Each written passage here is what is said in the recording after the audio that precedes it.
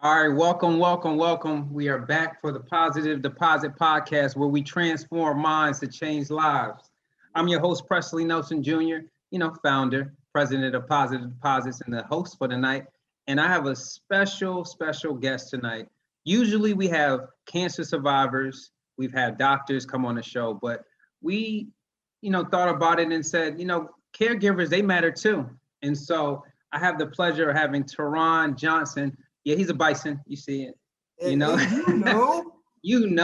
on the show today. So, Taron, just give a brief intro, and then we're going to jump right into this conversation. Awesome sauce. Thank you for having me, brother. Thank you. Yes, sir. Yes, it's sir. humbling to even be invited. Haven't seen your videos, haven't been, watching your Positive Deposits. I'm originally from El Paso, Texas, right on the border of good old Mexico. I'm an Army brat. I've lived all over the world, and I had the pleasure of becoming friends with you and others when I was at Howard many moons ago. When we all came into Howard together as freshmen. Yes, sir. Hungry together in Drew Hall, no visitation, no phone numbers, no Wi-Fi, no dining dollars. Oh no, right? Man, listen, I don't even know what they're doing now. And as this journey of life has gone on, I too have a kindred spirit now with yourself as a survivor. Being that my father's in the process of beating and surviving AML leukemia. And I was there as a caregiver for my late aunt who just succumbed to her battle with cancer this past November of 2019. And another aunt of mine who succumbed to her neopharyngeal I never can say it. She gave into her cancer, unfortunately, this past December. But in the cases of all three, I've been blessed to be in a position to provide and act as a healthcare, assistant and provider and be there for their unique journeys, man. And, it's been a blessing. Even out of the losses, I've learned a lot. I hope that. So let's talk about that, man. And one, I commend you, because it takes a strength to be a caregiver. And you did something, that most people wouldn't do, 15 years in the industry, hotel management industry, and, you left to help your father. Talk to us about that moment when you've had found out. Well, if I could, I'll start with my father's backstory. He probably tells the story better, but I find it hilarious. So my mother and my father are like the real life Huxtables. They fall in love more each day. It's like, if their relationship goals. And my father, being an Army veteran, used to pride himself going through a canyon we have in El Paso that's called McKelligan Canyon. It's approximately like 5 miles, and it's elevated because you go up and down through the hills of the mountain. My father used to take soldiers there in his military career, where my mother goes for a walk with my aunt and a couple of their girlfriends, because on the weekends you'll see a lot of people that just walk their dogs and things, and they go through and kind of get to talk and work out, and you get to be one with nature. So my mother and my father go together. Okay. And sounds like the perfect love story. Oh, listen, man, it's sickening, man. Make you throw up. So my father and my mother are going, and my father is fluffy. He still eats like he's, a size 34 waist, And so, my mother, though, she could, she still got it, So they're walking, and my father gets about 30 paces, and he's totally out of breath. Whoa. And he's his pride, which, as we know, pride, it's a bad thing. Pride takes him down. He gets mad at my mom, and he gets mad at my aunt. He's like, y'all are doing something wrong, and they're not even worried about him. They're like, man, we're going to go on this walk without you. You just came last second. So my father labors for like another 60 steps. He's so winded that he takes a seat on a bench. But he, in his mind, he's like, you know what, I'm going to show them. So they finish their walk, and my father goes home, sets up a doctor's appointment that Monday. So he goes in, tells the doctor, I already know what the problem is. I'm fat. My wife and my sister-in-law done embarrassed me. So I just need you to just run some tests. Put me on a fat man program, get this 8-pack back. Let me just get back to my sexy self. So I guess, and again, he's doing this secretly. None of us know this. I don't even know about this walk. I'm in DC at the time. Yeah. And so he gets a call. Hey, we have your test results. You need to come in. My father says, nah, you can give them to me over the phone. I said, nah, you're going to need to come in. So my father goes to his main doctor, who's not there. And the admin goes, oh, you need to go to floor 10. Which my father doesn't know is the oncology floor. Oh. So he rides up, and this is at the military hospital. My father being a Walter veteran. Reed type, like that type of. Yeah. similar, William Beaumont here in El Paso. It's like Okay. the military hospital here. So he goes in and he comes off the elevator, gives him his little referral, and they say, welcome to the family. And they hand my father a "You Have Cancer" brochure. And my father says, and I quote, "Oh, I'm not a member of your family. I'm here for the fat people." Gives the brochure back to the admin, gets back on the elevator, rides down to Wow. the doctor and goes, "Hey, there's a problem." And they said, "Sorry, we were hoping that the doctor would be there when you got off the elevator. You just beat him there." So they go back up. Dr. Alexander, good man, good brother. Yeah. He tells my father, first time meet him, he says, we looked at your blood test. We saw some things that concern us. We need to run some initial tests, and we need to do them now. So they run those tests. They hold my father, and he goes, "Okay, listen, you have the most rare and advanced form of AML leukemia known to man." He said, "I don't know how you got it. I don't know why you have it, but I do know that it's too advanced for us to treat here in El Paso. So I'm going to send you to a place called MD Anderson in Houston, Texas, Cancer Hospital, because it's so advanced, we would be wasting your time fighting this." So my father's looking and he's like, "Cancer, but I don't feel sick. And, I don't have a problem." He said, "Listen, I know, but I'm looking at your blood panel and it's bad." Yeah. So he says, so fortunately, my father being a retired Army vet, TRICARE, which they did a lot of good things, which is the healthcare, I guess, for the veterans. He had already got my father a travel liaison. He had already got my father booked to leave. So he tells my father, "Okay, so your flight leaves tomorrow morning. You'll be in Houston tomorrow morning." My father says, "Wait a minute. I've got a wife. I've got grandkids. I got kids. I can't just leave." He says, "I'll give you 2 days. And then you need to be in Houston, because if not, you'll be dead in like 6 months." Wow. So and my father said, like, he even tried to bring levity to the situation. He tried to joke, and Dr. Alexander just was stoic. And like, "Yeah, man, yeah, tricks are for kids, So I guess my father goes home, tells my mother, and I'm at the time with my girlfriend at the time. We're just driving. We're coming from like Tyson's Corner or something. Yeah. And my father calls me and he's like, and I could tell it was something, but he was just like, "I don't know how to tell you this." And I'm like, "Okay." And he's like, "I've got cancer." And I said, "You got cancer?" And he goes, "Yeah, but they're gonna send me to this place in Houston. I'm leaving in a day. We don't know what's gonna happen, but that's where we're at." So I said, "Okay, I'll tell you what." I said, "I'll put my stuff in storage," because my mother's a school teacher. I said, and my parents don't know only thing we know about cancer is what we've seen in Lifetime. Exactly. And what we've seen from our loved ones who succumbed to the battle of cancer, Wow. So, we're confused and we're scared. So I said, "Okay, I'm going to put my stuff in storage and I'll fly out. I'll be in Houston and, the next day." So I think my parents got there, say that Sunday, I got there that Monday.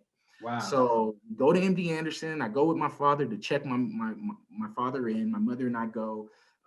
They put him in a room, and the first thing they tell us is, "You got to leave. We're giving your dad a CVC PICC line." And from that moment, it's sunk in my brain, like, wow, my dad is really in this fight.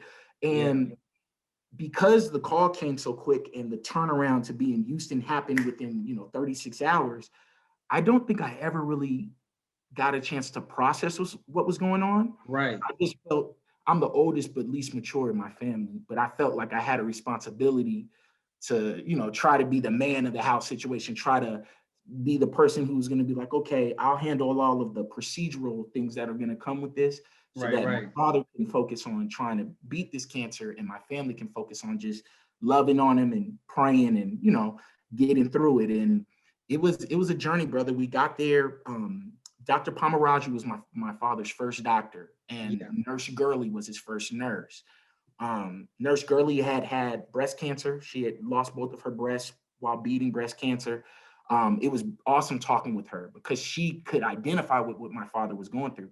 And I had never heard of MD Anderson. I didn't know that this is a hospital that's 10 city blocks. It's got its own zip code. It's in a place in Houston called Medical Center. And all they do is cancer treatments. All they do is cancer research, and I remember Dr. Pamaraju said, "Okay, what we're going to do is we need to run a test to see how old your cancer is." They found out my father's cancer was only 6 weeks old. Then they said, "Okay, we need to find out, like, what are your treatment options?"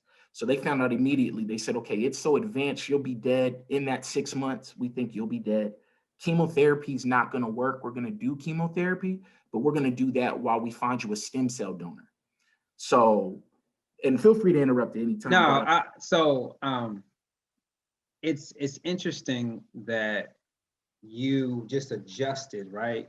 You just adjusted. It was like, hey, I have a responsibility. Um, in that space though, right? Like, was it hard for you to leave your job? I mean, because I know that you were like in there when it came to the hotel industry, and to just automatically snap and pick up and leave. Like, was there any hesitation outside of like, hey, it's responsibility, or because this is a different beast. Well, the thing I find that's awesome, brother. First of all, the answer is absolutely not. I only got one daddy, and I'm blessed that I have a father who raised me. You know what I'm saying? On both Yeah. sides of my family, my cousins, a lot of them, their fathers, frankly, weren't there. So I Right. knew already, like, I had a golden ticket. And then number two, probably in July of 2014, I remember June or July of 2014, I remember knowing that, like, I shouldn't be in hotels anymore. And I knew that, and I was dragging my feet, and it was one of those situations where my relationship with my company at the time, it probably was ultimately gonna go a bad way anyway. Right. And actually, when my father found out he had cancer, I was right at the verge of, we were gonna, for lack of a better term, we were gonna break up anyway. So for me, it made it where it was kind of like a no-brainer. I think that for me, again, like, I remember my father went overseas when I was like in first grade, and he pulled me to the side. And I'm a kid, man, I'm little, but I think he's doing to cultivate. You're a father, you know what I mean? So, you're imparting wisdom, and it's when I remember him telling me, "Hey, man, you're the man of the house, and you're gonna need to watch over your mother and your sister until I get back." And even as a little kid, you take that seriously, because like me, and you're like, man, my dad's Mufasa, man. So he already pre-prepped you, and this is a moment where you're like, hey, I got to step up. Yeah, and then, I, being an Army brat, I lived overseas. My brother and sister actually born overseas. I'm the only one that was born in the U.S., but I've been in the U.S. for a war, and I've been overseas for a war. So I remember waking up in Germany and going to school, and there's a lockdown in our military community, and the military police are escorting us to school, and you get to school and kids are crying because their mother and their father are in the military and left at 2:00 in the morning and didn't tell them nothing. Jesus. It's just the neighbor comes across the hall and is in charge of watching them now. And you don't know where mom and dad are, you don't know where they're going. So when I would see these kids and compare it to my situation, whether I knew it or not, it was preparing me. But I also just kind of went into that mentality. I was like, I'm thinking Lifetime movies, bro. I'm like, oh, he's gonna die. Right. Fried green tomato. I'm thinking every movie that ever made you cry, I'm thinking that's gonna happen. And I'm saying, my mother and my father are peas in a pod. So I didn't want my mother to have to carry that. And I didn't want my sister or my brother. My brother was finishing undergrad. I don't think he was in law school yet. Finishing up, and I just wanted to be able to carry the brunt of it. I didn't know what I was getting into, but it proved to be advantageous, brother. So what was some of the like responsibilities that you took on, with your man. First thing you do, like, walk us through that, because I think people don't understand, like, being a caregiver is work. Man. Work. So what are some of the things that you had to do for your pops? First thing I had to do, my parents were staying in a hotel. So obviously I know a lot about hotels. And I was like, man. So they told my father, they said, we got there the first day, they put a CVC PICC line into his arm. And for those what is it? What is that? I know you said it many times. So some people sometimes you'll hear, like, and I've heard it on your podcast, like people get data ports. And I'm sure you can relate to this. Yeah. When you have cancer, at least let me speak for AML leukemia. When you have AML leukemia, you're getting blood tests daily. So instead of them looking for your veins and them pricking you, what they did is they did a surgical, same day. It only took them like 30 minutes. They basically put a line into my father's vein in his arm. Oh. He had 3 lines that sat like my finger is. Yeah. Basically, they could use one, for example, for chemo. Then you could use the other one for raw blood. And then you could use the other one to put in like a sedative. And you don't have to prick or poke anybody anymore. See, that's convenient. I got to support. They got to do one. Well, they changed like the valves and the plugs, but to have like a little USB, port. That's what it looks like. That's dope. And that was the advantage. My father was treated at MD Anderson. My aunt was treated at Georgetown Cancer Hospital. Both are fantastic facilities. Yeah. But I will say that MD Anderson, some people say it's the best hospital in the country, in the world for cancer. Some say top Right. two. But I will say that they have a visible difference to how they're approaching cancer. And I think it's because, unlike Georgetown, they have the convenience of, we only do cancer. You know, we're not, yeah, we have an ER, and if something happens, you can come in, but everybody here is fighting some form of cancer. Right. So that was the first day. And then the second day, my father went to what they call the big house. So they took him up to the leukemia floor, and they told him, all right, you better pick a room, because whatever room you pick, you're going to be in there for 30 days. You're never going to come out. 30 days? 30 days, brother. That's why they called it the big house. So my father picked the big house. Yeah, the big house. You're locked up. We got to, my mother and I were there, and they began, from the pick line, they began to give my father his first chemo. And you may be familiar, you know, when you're neutropene, or you ultimately become neutropene. Yeah. And for those that may not know, that's where your white blood cell count is 0. Yep, it goes down. Like full-blown, you know, HIV or AIDS, no immune defenses. Yeah. And, you know, Dr. Pamaraju, my father's first doctor, I really appreciated what he said, because we got there around, you know, Final Four was coming up, March Madness was on the way. Right, right.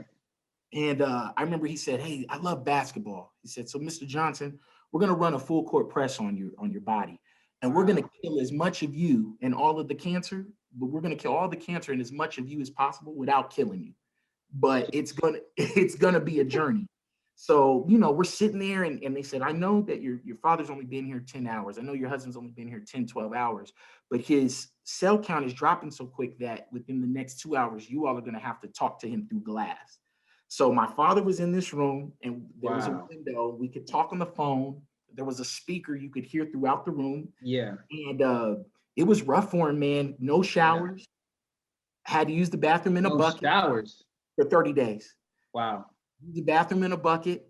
The only thing he could do was gargle with this special wash to avoid thrush. Yeah. And they just put my dad through like a grueling treatment. They would go in with these full hazmat suits. Yeah. And so like that was like literally from the second day on. So like I remember, you know, again, we're thinking what you see on TV. I'm like, chemotherapy. Yeah. My dad's gonna, you know, be emaciated in 12 hours. But, you know, you wake up the next day and he looks normal. So I'm like, oh, man, cancer ain't nothing, man. I don't know what the whole question was. That's what I'm thinking.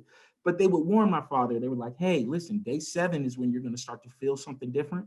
And by day 14, you're going to know that you're in a fight. They kept telling me. And the thing that was cool is whatever you wanted in the room, you could have. Like there was an architect that was a room over. They used to bring his models in, and he would work on those in his room.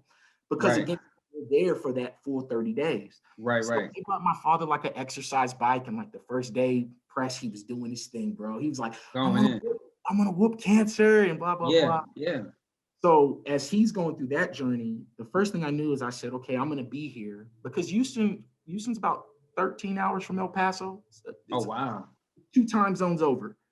Dang, so it's crazy. Yeah, so what I did is I told my mother, I said, hey, I just want you to focus. You just go home and you finish the school year, and then you can come in summer. That's the advantage of having a teacher, you know, and I'll just hold everything down until you get there. Yeah. So, man, I was walking, and because I'm looking at the hotel room, and the hotel, they were kind enough to give us a government rate. And because my father is a retired veteran, the government was willing to, hey, if you can stay at this rate, you have to basically send in paperwork, but we'll honor, we'll take care of your room and board. Yeah. I'm looking and I'm like, man, you can't be in a hotel room, you know, fighting cancer. I just know how a room is going to be after 2 weeks, 3 weeks. I'm walking down Westheimer Street, and I see this place in right by NRG Stadium, and it's called Reside. And no lies, like the Lord just told me to go in. So I go in and I ask the guy, I'm like, hey, are these an apartment complex?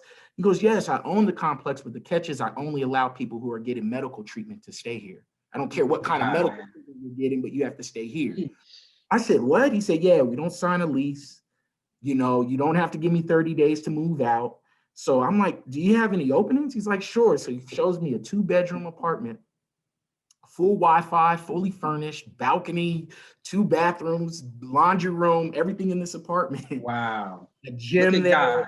Yeah, hey, listen, man, look at God. And so, you know, he was like, hey, you know, we don't do security deposits. Just bring your dad's diagnosis, and I'll take care of that. So the government at first was only taking care of my father when he got out. But for me, fortunately, I had enough money where, we're up here and we're just going to wait until, my father comes home. So probably like within a week and a half, I was in an apartment, and I would just then at that point make it a regiment to see my father. So, Okay. my dad has cancer, and I'm realizing, okay, we're about to go on this journey. Probably by like that 7th to 10th day, just like clockwork. I remember going to see my father, and he was so tired, he couldn't roll over to look at me when we were talking. He had to put the phone on speaker where it could hear through the room, and it would be very short. Yeah, no, it would be answers like that. Wow. And the nurses were telling me, they were like, Mr. Johnson, you just have to understand this is the process, and your dad's just going through what everybody else is going through. So, was there any moment that you broke down? Oh yeah, man. Yeah, like I had a nice little cheat code. I didn't realize it. When my father got diagnosed, I weighed 165 pounds. So there was a gym not too far from the apartment. So like, brother, I was working out like 3 times a day. I would go see my father 3 times a day for about like 2 to 3 hours a time. And I would see him every day. But this is the catch, brother. I would run to the gym, which was like a mile and a half. I would do like rowing.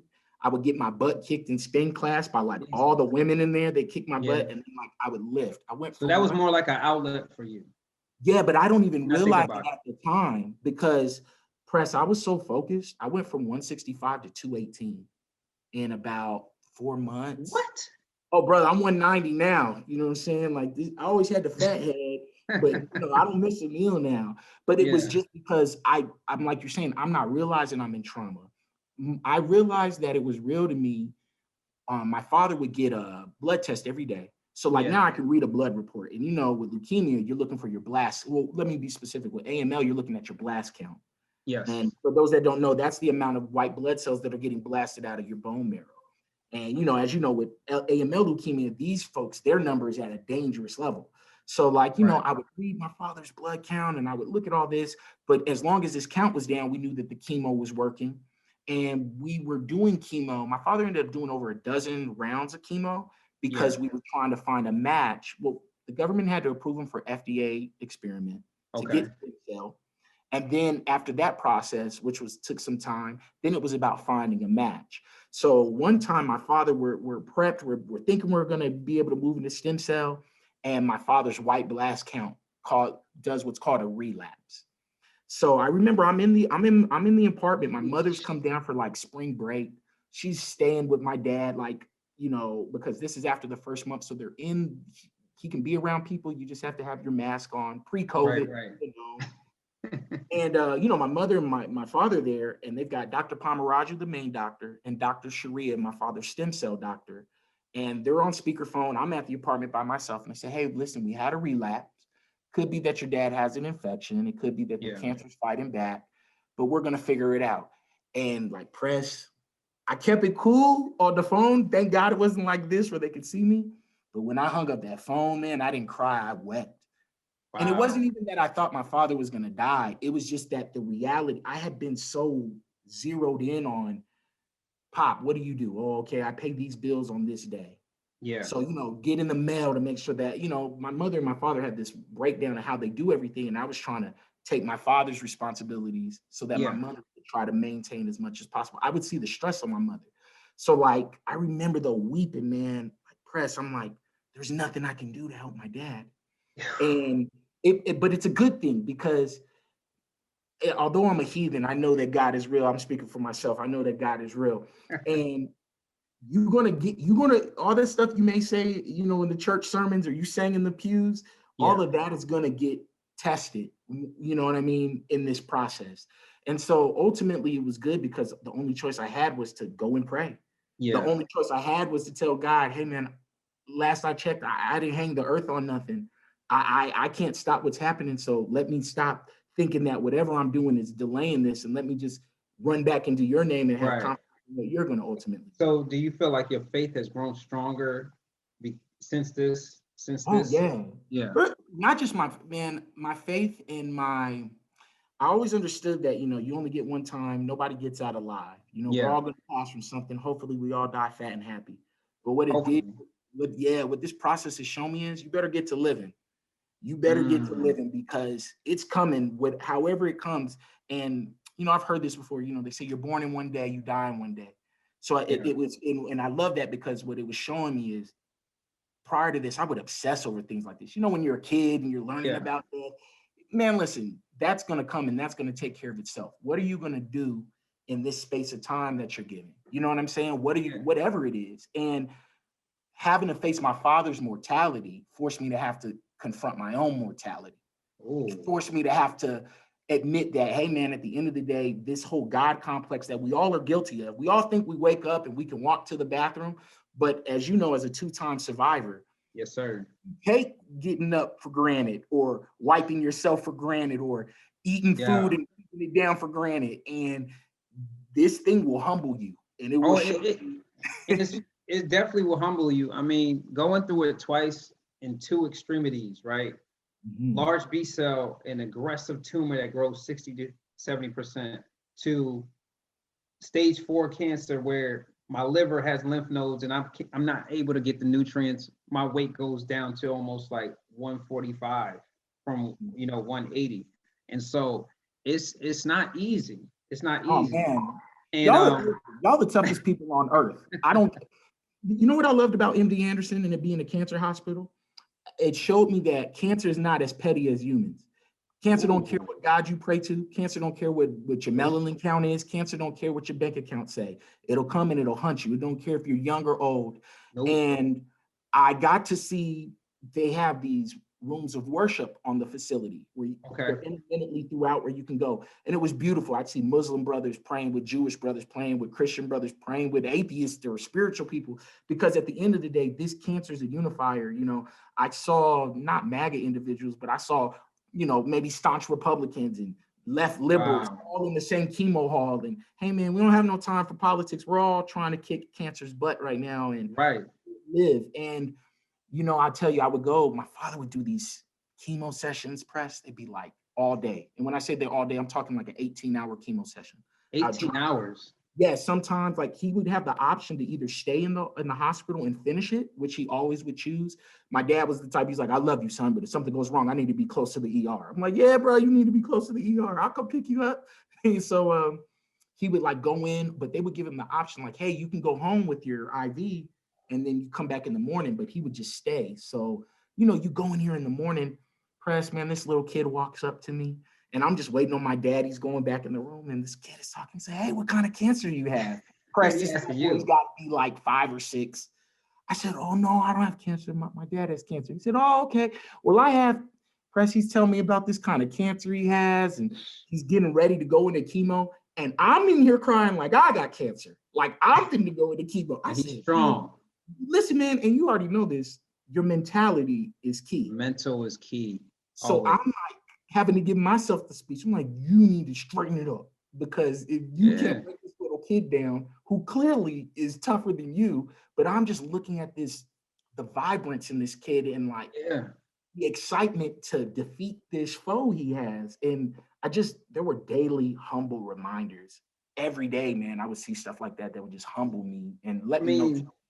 The kids, they're tough, man. I sat in a room with an 18-year-old, stage 4, hair never went out, but like she was just so focused and full of energy. And I was just like, she's doing this like a pro. Like she's just sitting in the chair, like, got her little headphones on, and I'm just like, well, it's big. You start feeling ashamed of yourself. Yeah, I said I had to check myself. Like, okay, all right, cool. So I know that you were a former caregiver to your aunt. Do you feel as though that process had prepared you for this with your father, or it hit different because it was your direct? Oh man, the beauty is my father was diagnosed in 2015. So jumping a little bit. So my baby aunt on my father's side, she had the nasopharyngeal cancer. She was diagnosed terminal in 1996. They told her she wouldn't live past 2000, and she passed December of 2019. So just to show you that, like, doctors may know, but God determines when we're done with our time. Exactly. Yeah. Amen. So so in 96, I'm a teenager. I hear my aunt has cancer. But when we got to Howard, I want to say my sophomore year, my aunt My middle aunt got diagnosed with colon cancer. I want to say Oh, in wow. 2009 or 2002. So she used to live out in Bowie, and I would live there and help. But like pretty much they had surgery. They took a piece of her intestine, and she just had Mm. a bad doctor who never told her that, hey, you're gonna have to be in the danger These zone for bad 5 doctors, man. I tell and you. have to get a checkup. He never told her. So, my father gets diagnosed in 2015. In fact, my father found out he had cancer the day after his birthday. That's how I always remember, because my That's father just had a birthday. The 26th was 2 days ago. So yeah. yeah, so as a matter of fact, to the year yesterday, my father found out he had cancer, January 26th. Wow. Yeah. So, I go through that process with him, and we're talking about, I ended up giving my father my stem cell because there weren't any matches in the donor. I was wondering who fulfilled that. How was Um, how was that process? man, you ever jump it? Well, and I know you can relate to this because you're a husband and a father. I'm not fortunate enough to have kids, but I've been told by all great fathers like yourself that the first time you hold your baby, you Yeah. like let it be known to your baby, like nothing is gonna happen to you. I'm gonna make, you know what I'm saying? I'm gonna Yeah. protect you. You're my responsibility.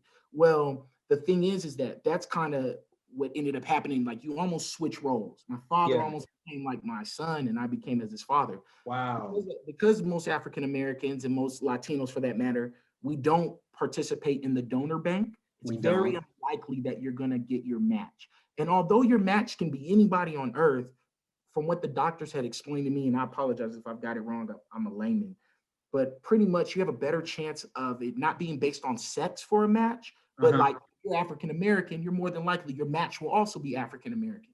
Right. So, and as you know, for whatever reason, these treatments are so expensive that it was like hundreds of thousands of dollars to run my father's name. So they were like, Yeah. okay, we have no match.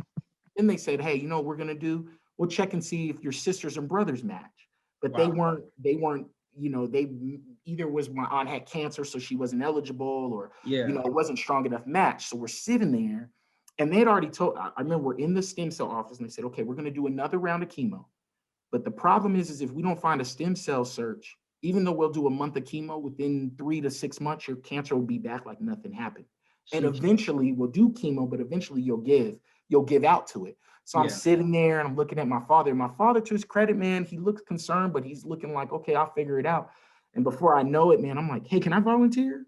And they were Oh, like, wow. yeah, you're what's called a hablo match. And what a hablo match is you're half your mother, you're half your father. Right.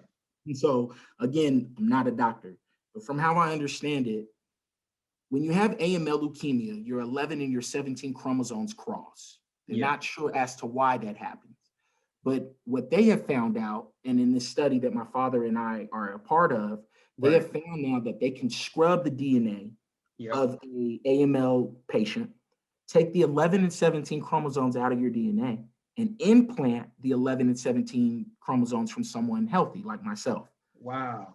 So it was like a 6-week process. I had to go through testing. I had to go through all this. In fact, I weighed too much. Like I told you, I weighed 218. They Yeah. like you have to get down to 200 because I guess my EKG Is was a that why little. you were in the hospital? Yeah. That's why I was in the That's hospital. why. Yeah, man. Ah. Oh man, I've been living in hospitals for years at this point. Yeah. So I did that. I went through all these tests, and then I did like a 5-hour surgery. They drilled in my back. They went into the lower of my back and my hips, and then they drilled like 50 to 80% on each side. And they took my bone marrow. They took Wow. NK cells, natural killer cells, and these are a finite amount of cells that are in all of our bodies that hunt down cancer cells. And even It's before like my 7 pounds, man. Oh, listen, brother, it was crazy. I had to go because before you do the big surgery, you go to this place called Holly Hall. It's like a blood bank that's Yeah. there. And I would sit there for about like 4 to 6 hours, and they would Yeah. take like all these cells, and they were growing NK cells in a lab. So they would clone them. And they were like, yeah, we're going to basically give your dad your stem cell, and we're going to give your dad your NK cells. So like my father only did 1 round of radiation. And they said that was because the cancer will try to survive and run to these obscure places. And then he began the stem cell. And like my father's full recovery will be about 7 years, which Okay. we're on the eve of that. Because like even the day that we did the surgery, they brought my dad a birthday cake. They're like, congratulations, you're a Oh, woman. wow. Because my father was in his 50s on the outside, But on the inside from the procedure, it was like being a newborn baby. Wow. So you know this from having your daughter. You know, when you got a newborn, you got to have a hat on their head, and if it's too hot or too cold outside, you got to bundle them up. Yeah.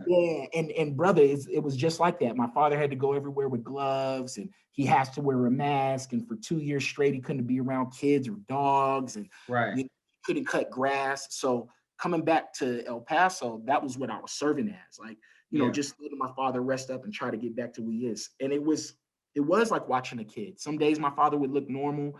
Most days my father would be up and be winded within 20, 30 steps. And you got to get this guy in the bed, man. And he's not strong enough to go to the bathroom and, you know, all of that. But that actually happens. And my aunt, unbeknownst to her from having a faulty doctor, her colon cancer had metastasized to her lungs.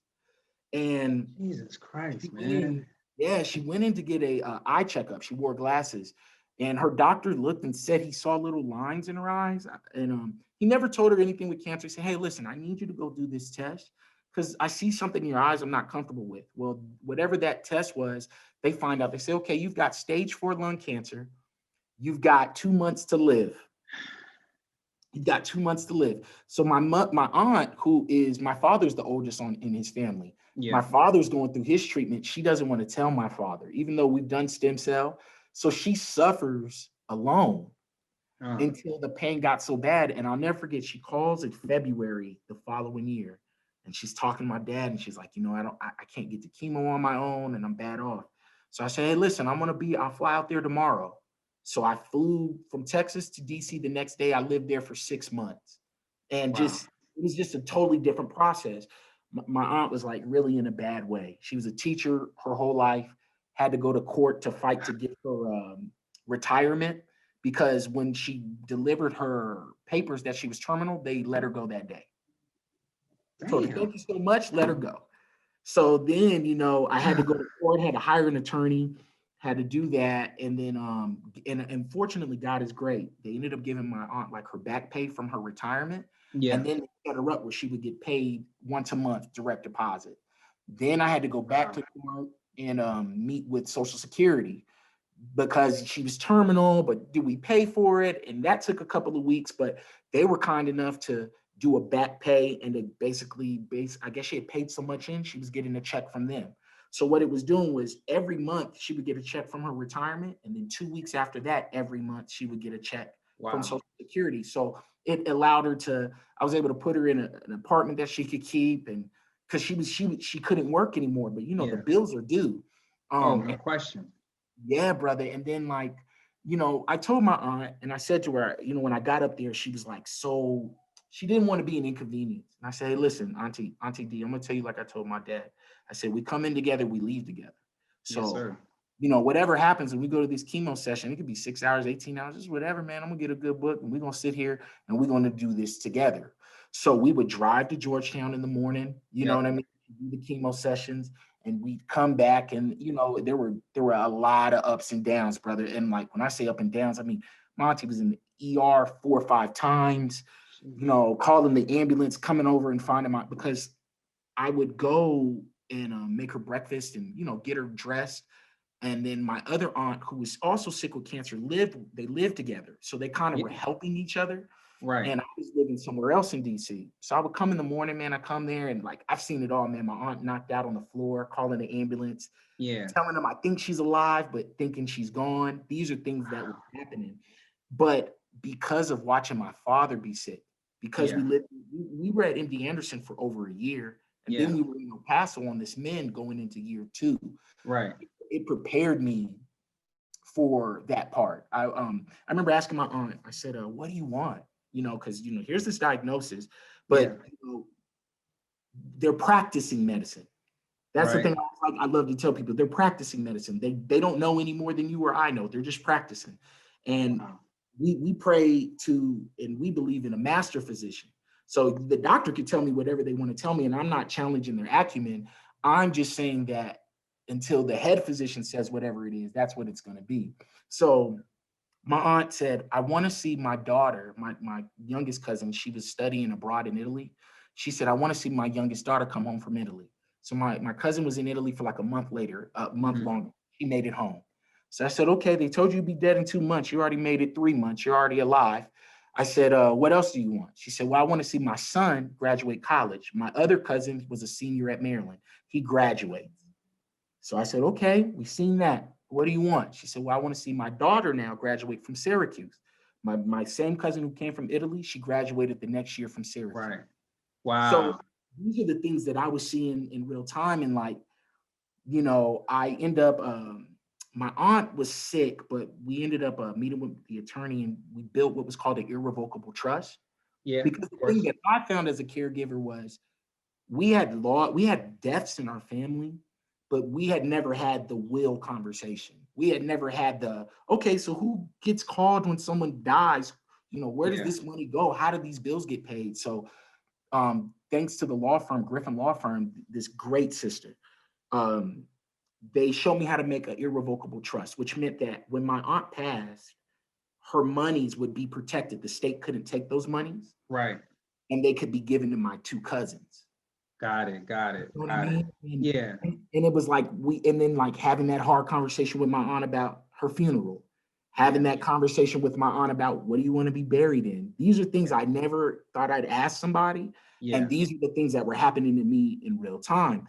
And I don't think I could have handled it as well had my father not gotten sick, had I not been there and, finding out, do you have a will? And okay, where's your will? And, so that being there 6 months, things started looking better. My aunt was getting mobile again. And, her attitude was amazing.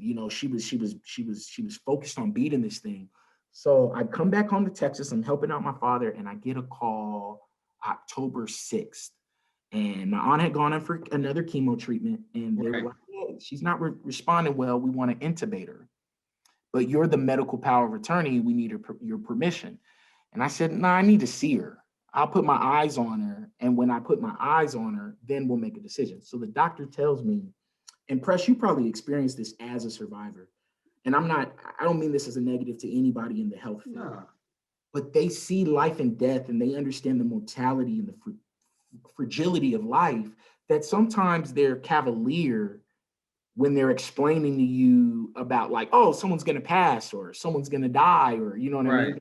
Kind of like, oh, today's Thursday. You know what I mean? To them, it seemed, at least to me, it felt like they didn't care, So when I'm on the phone, the doctor says to me, well, you can try to get here, but she'll be dead by the time you get here.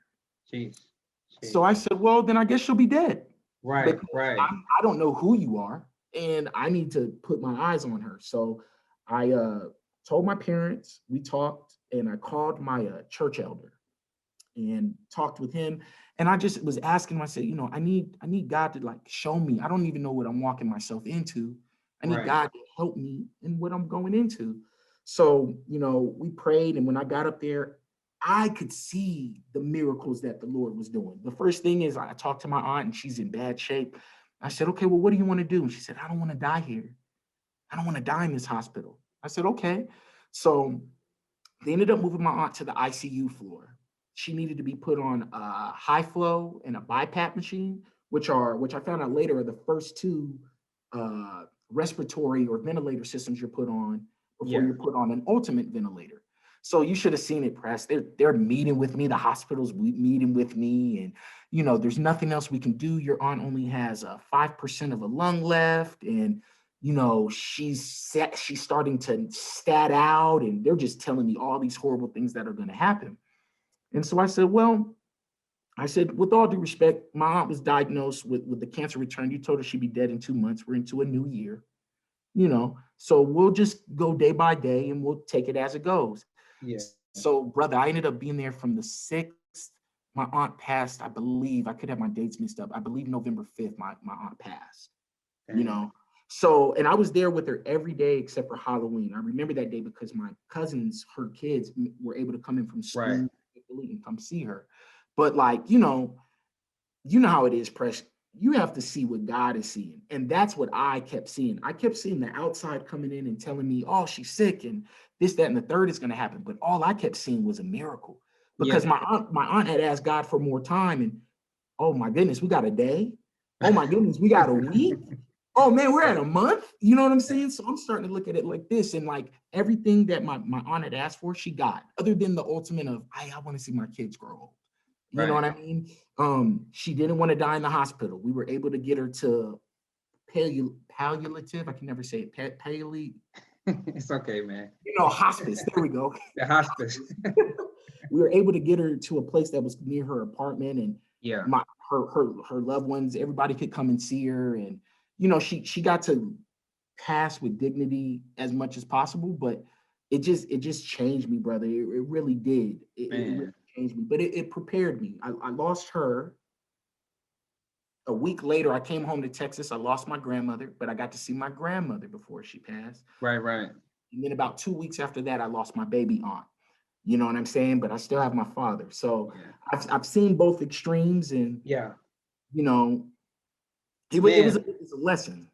Nah, I'll just say, Taron, man, I'm not gonna lie. When I saw the pictures in the hospital, I thought you were going through it. And so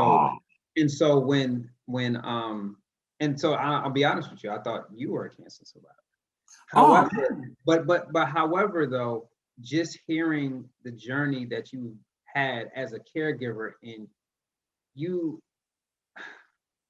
just, it's amazing because like I never knew what caregivers go through, but for your family, man, it's all or nothing. And I appreciate you being that caregiver. Like you probably had relationships, things of that nature, but your family was your core, and you did what it was necessary. Man, let me say this so you can hear this. I want this on public record. Because of your IG posts, see, you didn't even know you were fighting I watched you on your coaches versus cancer. Yeah. You played in Houston. Yeah. Yeah, brother. I'm driving right by the stadium where you're playing to drive to the hospital to see my dad. And so I'm seeing on Instagram you in the jersey. I'm like, Press got cancer. Why does Press look so good with cancer? Why does Press making cancer look like he? And by the way, I'm happy for you, but I'm like, what am I doing wrong? You know what I'm saying? Right. And it wasn't just people like you, Bianca. This is the first time she's ever going to hear this. My aunt passes out. I go to take her to chemo. And after this, I got a mean question for you. Oh no, jump in anytime. Okay. My aunt passed out. We rushed her via ambulance to the hospital, not Georgetown, the nearest one. So the doctors, they bring me in the office. They say, okay, her blood pressure's down. They're showing me a visual image of her lungs. They said, okay, she has a hemorrhage in her chest wall. So it's approximately 10:30, 11 o'clock in the morning. They said, your aunt's going to be dead by 1 p.m. Yeah. So you need to go ahead and get your day in order and, go ahead. She's not going to walk out this hospital. I said, okay. I said, I'm not disagreeing with you. I said, but I'm going to go, take a step away. I'll go pray on this. There's two doctors. One of them is arguing, pray on it. Tells me to my face, pray on it. We're doctors. I said, I know you're. I said, I'm aware. I'm with you. I said, but I need to check with my doctor, and not because I just don't know which way to go. I understand. So I'm praying, and I go to the bathroom. I'm in the stall. I said, Lord, if this is where we're gonna go, that's fine. But Lord, guide me. You know what I'm saying? Show me what I'm supposed to do. Yeah. Show me, who am I supposed to call first in the family tree? How is this gonna work? So I lie to you not. The Lord's like, she's not gonna die. And I'm going to show you that your situation isn't as dire as you think. So I come out the stall. I politely let the doctors know. I go, hey, if she passes, we'll cover it there. But I think she's going to be okay. Right. So, I go and I'm sitting in the room with her. And Bianca Swan calls me. Wow. I'm like, hey, B, and she doesn't know. I haven't told anybody. I'm like, yo, B, what's up? She's like, hey, man, I'm telling you this before you see it on social media. But I got diagnosed with breast cancer. She said, but I'm going to beat this, Taron. And so now I'm realizing, hey, man, you can't focus on what's going on. Like, what am I supposed to do? Tell her where I'm sitting? Right. So I sit right there with her and we have this powerful conversation. But she had, unbeknownst to her, she's making me feel tough. She's making me feel confident. Right. Even though, if anything, I would think I would be the one trying to provide her with support, And when I would see your post, or I see you with your daughter, or I see any of y'all, because as you know, once cancer's touched you, whether it be directly or within that 3 or 6 degrees of separation, you're very sensitive to cancer. At least let me speak for myself. I'm sensitive to cancer. I donate to St. Jude. Yeah. I'm on Smile Amazon. I give my extra little money to the Cancer Society. Like, you start being more intuitive in looking for people and trying to be there, because you realize that this thing is affecting everybody.